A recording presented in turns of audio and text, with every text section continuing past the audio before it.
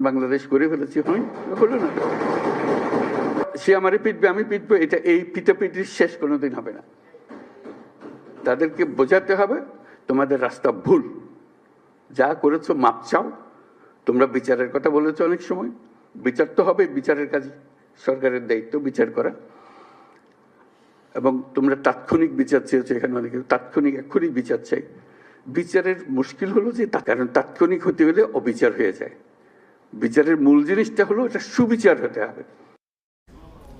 নির্বাচন বিলম্বিত হলে ডক্টর ইউনূসের মর্যাদা কলঙ্কিত করবে ডেভিল হান্টের সদস্যরা, এমন শঙ্কা প্রকাশ করে আবারও মঈনুদ্দিন ফখরুদ্দিন জন্ম দেওয়ার চেষ্টা চলছে কিনা এমন প্রশ্ন তুলেছেন বিএনপি। প্রেস ক্লাবে আয়োজিত প্রতীকী অবস্থান কর্মসূচিতে অংশ নিয়ে তিনি আরও বলেন, ক্ষমতা গ্রহণের পরপরই ডেভিল হান্ট শুরু হলে গাজীপুরে ছাত্রদের উপর আক্রমণ হতো না। এছাড়া বিএনপি মৃত ব্যক্তির চুপ করে দিয়েছিলেন শেখ মুজিবুর রহমান 1973 সাল থেকে 75 পর্যন্ত ক্ষমতায় থেকে।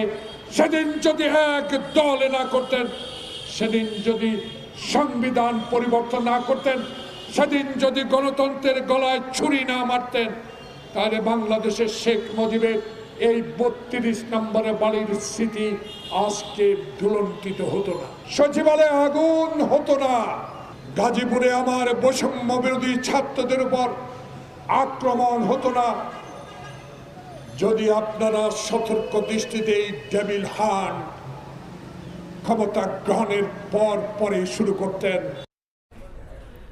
সরকারে বসে রাজনৈতিক দল গঠন রাজনীতিতে খুব একটা ভালো বিষয় নয় বলে মন্তব্য করেছেন নাগরিক ঐক্যের সভাপতি মাহমুদুর রহমান মান্না। দেশের বর্তমান পরিস্থিতিতে সঠিক সময়ে নির্বাচন হওয়া নিয়েও শঙ্কা প্রকাশ করেছেন তিনি। সকালে রাজধানীর পুরানা পল্টনের তোপখানা রোডে নাগরিক ঐক্য কেন্দ্র কার্যালয়ে সংবাদ সম্মেলনে এসব কথা বলেন মান্না। তিনি আরো বলেন, দেশের সামগ্রিক ও রাজনৈতিক পরিস্থিতি বিবেচনায় গণতন্ত্র উত্তরণে সবাইকে ঐক্যবদ্ধ হতে হবে, নিজেদের মধ্যে সমঝোতা বাড়াতে হবে, বিএনপির সঙ্গে ছাত্র সমাজের মনোমালিন্য দূর করার পর জোর দিতে হবে। এ সময় বিএনপি, জাতীয় নাগরিক কমিটি, গণতন্ত্র মঞ্চ সহ ছাত্র সমন্বয়কদের নিয়ে বুধবার বৈঠকের ঘোষণা দেন তিনি। পলিটিক্সটা হ্যান্ডেল করতে পারছে না, পলিটিক্স একেবারে ইকোনমিক্সটা হ্যান্ডেল করতে পারছে না।